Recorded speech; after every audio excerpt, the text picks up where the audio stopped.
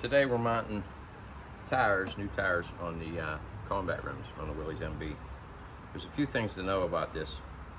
It's a little tricky, but it's not that big of a deal. The first thing is you want to get tire talc, and you want to not be afraid to use quite a bit of it. I don't think you could use too much of this. That helps everything slide, helps the tube get seated, helps your flap get in the right spot, no pinches in the tubes, and we're going to show you how to do that. First thing you want to do before you even get started is make sure that there's no burrs hanging out inside any of your holes in your wheels. You want to make sure that these bolts that hold the two halves of the rim together actually go in and seat in that carriage style square. And you want to take your tubes, you want to put a little bit of air in them so they're a little easier to put powder on, put your talc on, and you want to get them good and coated with powder.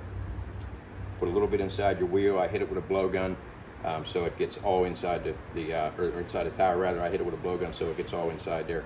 So you get a little bit of slip in there. You don't get no pinches. I'm going to get this into the tire. It requires a little bit of patience. It's a little bit difficult to do, but you'll get it in there with a little effort. Make sure you keep pushing it around. It's down into the tire.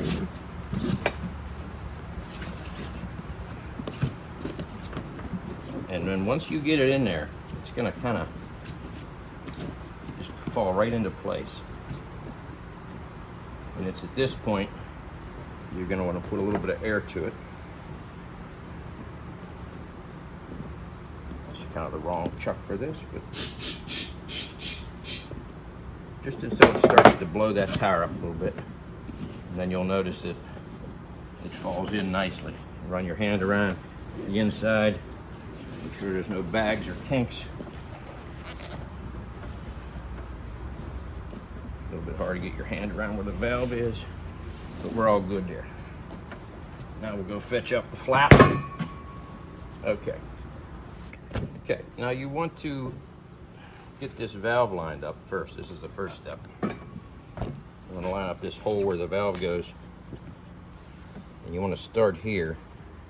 Now this is a little more trying than getting the tube in there, but you want to start in this area where the valve stem is, so you get that lined up with the stem.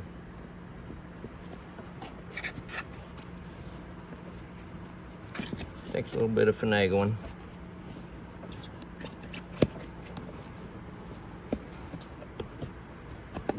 But once you get it started, it becomes a little bit easier. It's like trying to push a chain, as my father always says.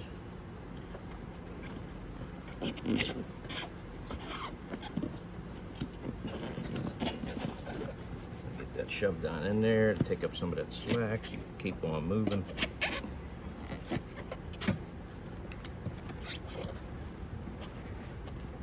Once you get the flap in, you're going to want to stick your hand up in here, your hand up, and run your hand around and make sure that it's seated and there's no wrinkles or pinches where that flap runs over the tube. Do both sides. It all feels nice and smooth. All feels good. Okay, now you're ready to deal with the wheel. Okay. Now, probably don't need to do it, but I always make sure that these tags about inflating the rim, these warning tags, are on opposite sides. In other words, this one is on this side of the rim. This one is on this side of the rim. I mean, I'm sure it doesn't make much of a difference, but that tag does weigh something. Not that these tires are going to be, and wheels are going to be that balanced to begin with.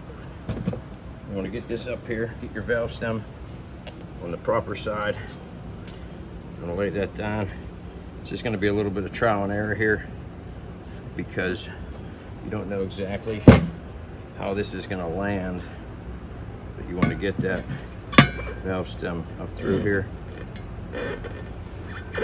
Now once you set this down on here, you're gonna see once these holes are all perfectly lined up with each other, you'll be able to tell if this valve stem is, and it isn't. So we're gonna have to move that over just a bit.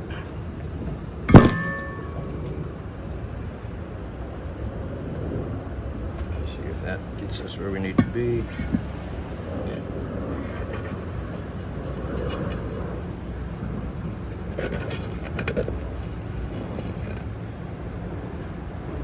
It looks like we went just a hair too much. Okay. We got that perfectly lined up for centered on the valve stem hole there. You're going to want to,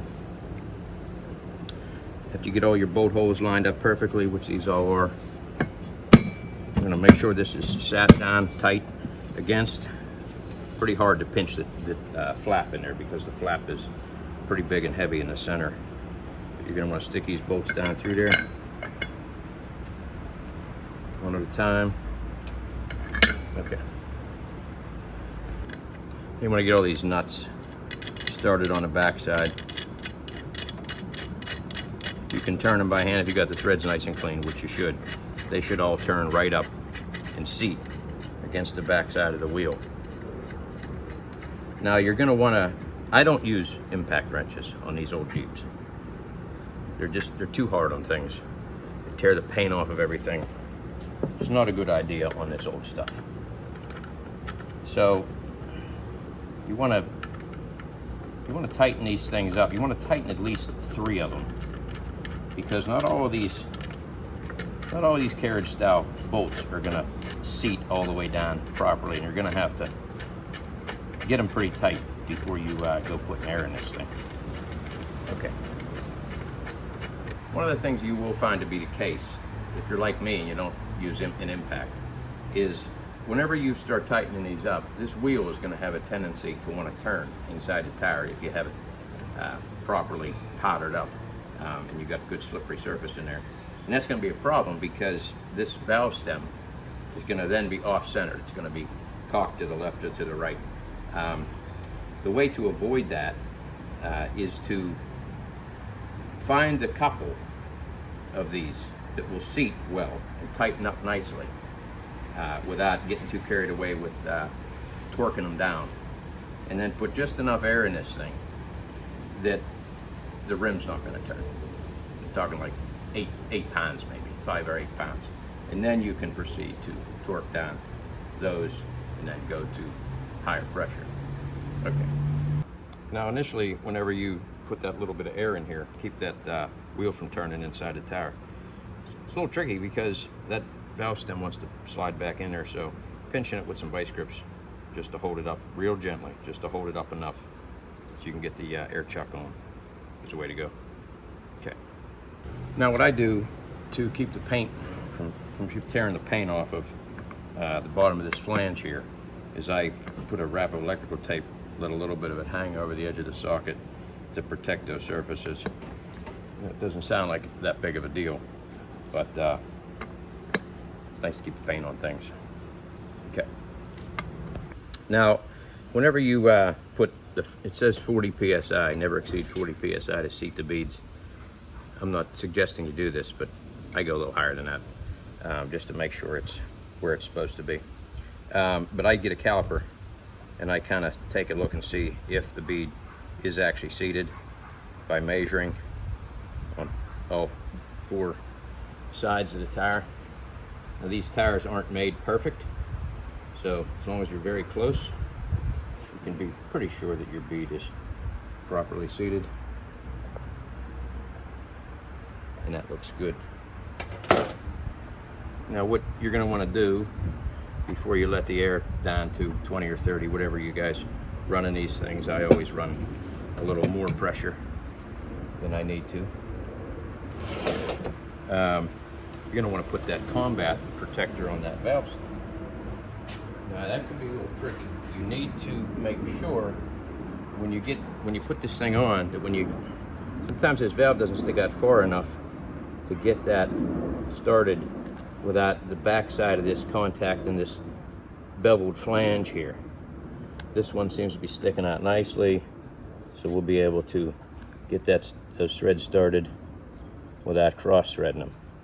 Getting that started without cross-threading is the ticket. But you want to get this thing threaded down. For the last little bit, you may have to use an open-end wrench, which is 13/16. Be nice to use the box end on these, but they're an odd number of points. So that would require a special tool, which may not even be made. Okay. After you let that air out and you're ready to fill it up, I go 30 pounds, and that's pretty much, that's right on 30 pounds right there. Okay. You put your valve stem cap on this. Now these wheels came from Joe's Motor Pool, and it's weird because I've seen them both ways from Joe's Motor Pool. I've seen them in black that you need to paint, and then I've seen them, some vendors are selling them painted. I'm not sure which way they're coming. Maybe they were black and now they're all painted, I don't know. This color is close enough for what I'm doing, although you know, you may want to paint these. Now whenever you're messing around with old combat rims, originals, like what these are replacing, and the reason why I'm replacing them is because these holes are pretty badly egged out, because there's not much meat here. This is a very different kind of thing than a modern wheel, and some of them are egged out to the point where they're probably getting a little dangerous. But if you're dealing with old combat rims and these holes ain't all egged out and you can use them, this isn't as easy of a job. And it isn't as easy of a job because sometimes these carriage style bolts that hold the rim two halves together are a bear to get out. You have to drive them out. They're usually stuck in there pretty bad.